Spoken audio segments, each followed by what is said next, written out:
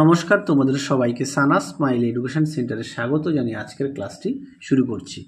আজকে তোমাদের সঙ্গে আলোচনা করব তোমরা যারা নবম শ্রেণীর ফার্স্ট ইউনিট টেস্ট পরীক্ষা দেবে 2025 সালে তোমাদের জন্য রায় ও মার্টিন প্রশ্ন বিচিত্র থেকে আজকে সমাধান করে দেখাবো নবম শ্রেণীর ভূগোল বিষয় মডেল নাম্বার 5 অর্থাৎ 5 নম্বর স্কুলে যে সমস্ত ছোট ও বড় প্রশ্নগুলি আছে সমস্ত প্রশ্নের উত্তরের সমাধান করে দেখাবো। চলো দেরি না করে মূল বিষয়ে যাওয়া যাক। একে কি আছে, বিকল্পগুলি থেকে সঠিক উত্তর নির্বাচন করে লেখো। একে আছে একটি বহিস্থ গ্রহের উদাহরণ দাও। সঠিক উত্তর হবে বৃহস্পতি, অপশান এ।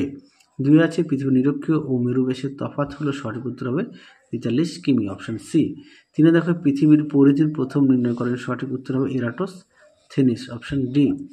4 দেখো উত্তর গোলার্ধে দীর্ঘতম রাত্রি হয়, সঠিক উত্তর হবে 22শে ডিসেম্বর, অপশান সি। 5 দেখো প্রদত্ত ভারতের কোন শহরে পৃথিবীর আবর্তন বেগ বেশি, সঠিক উত্তর হবে চেন্নাই, অপশান এ। 6 দেখো ভারতের প্রাচীনতম তেলের খনি হলে, সঠিক উত্তর হবে ডিগবয়, অপশান সি। 7 দেখো তামা যে প্রকার খনিজ তা হলো, সঠিক উত্তর হবে অলৌহ বর্গীয়, অপশান বি। পরবর্তী দেখো বিভাগ হয় সত্য মিথ্যা, এখানে 4টি উত্তরই সত্য মিথ্যা সত্য হবে। হ্যাঁ, বিয়ে দেখো শূন্যস্থান পূরণ। ভারতে ড্যাশ শ্রেণীর আকরিক লোহা বেশি পাওয়া যায়, তোমরা লিখবে ম্যাগনেটাইট ও হেমাটাইট। 2 দেখো মেরু অঞ্চলে অপেক্ষা নিরক্ষীয় অঞ্চলে বস্তুর ওজন বেশি হয়। 3 দেখো বিশ্বের বৃহত্তম তৈলীয় শোধনাগারটির নাম হলো জামনগর। 4 দেখো কক্ষতলের সঙ্গে পৃথিবীর মেরুরেখা 66.5 ডিগ্রি। পরে দেখো বাম দিকের সঙ্গে ডান দিকের স্তম্ভ মিলাও, কি আছে, রাক্ষসে গ্রহ হচ্ছে বৃহস্পতি, তরল সোনা হচ্ছে পেট্রোলিয়াম, মেরু প্রবাহ হচ্ছে ডি অর্থাৎ আয়োনোস্ফিয়ার, তারপর হচ্ছে বিরল সম্পদ হচ্ছে বি ইউরেনিয়াম। আশা করি দেখে নিয়েছে। পরটা দেখো বিভাগ গয়ে কি আছে, প্রতি 4 বছর অন্তর ফেব্রুয়ারি মাসে 29 দিনের হয় কেন, ব্যাখ্যা করো। দেখো উত্তর দেখে নাও, প্রশ্ন উত্তরটি তোমরা এখান থেকে লিখবে। দেখে নাও এই পর্যন্ত উত্তরটা লিখবে। পরবর্তী প্রশ্ন দেখো 2 দাগে জ্বালানি খনিজের 2টি উদাহরণ দাও।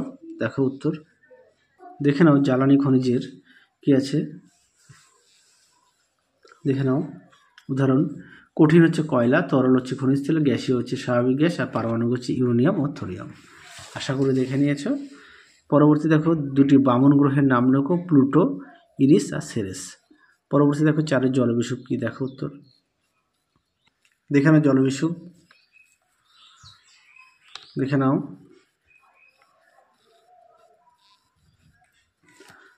চলো পরবর্তী প্রশ্ন দেখো কি আছে। পরবর্তী আছে বিভাগ ঘয়ের প্রশ্ন মান হচ্ছে 3। একে আছে আবর্তন গতি আমরা অনুভব করতে পারি না কেন, দেখো উত্তর দেখে নাও। প্রশ্ন উত্তরটি এখান থেকে এই পর্যন্ত লিখবে। দেখে নাও, এখান থেকে এই পর্যন্ত লিখবে। পরবর্তী প্রশ্ন দেখো কি আছে 2 কুলীন গ্রহ ও বামন গ্রহের পার্থক্য লেখো। দেখো উত্তর দেখে নাও, কুলীন গ্রহ ও বামন গ্রহের মধ্যে পার্থক্য সুন্দর করে দেওয়া আছে, অবশ্যই তোমরা বিষয়গুলো উল্লেখ করবে, অবশ্যই বিষয়গুলো উল্লেখ করবে।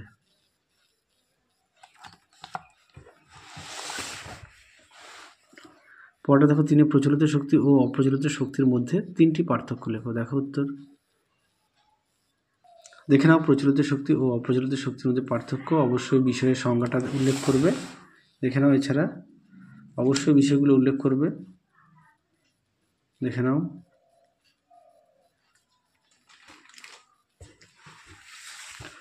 পরবর্তী প্রশ্ন দেখো 4 বর্তমানে অপ্রচলিত শক্তির ব্যবহার বাড়ছে কেন, দেখো উত্তর দেখে নাও। উত্তরটি তোমরা সুন্দর করে পয়েন্ট দিয়ে লিখবে।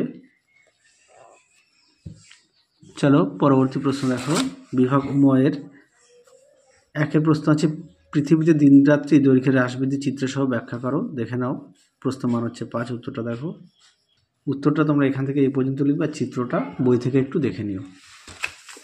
পরবর্তী প্রশ্ন দেখো জলবিদ্যুৎ উৎপাদনের ভৌগোলিক পরিবেশের বর্ণনা দাও। দেখো উত্তর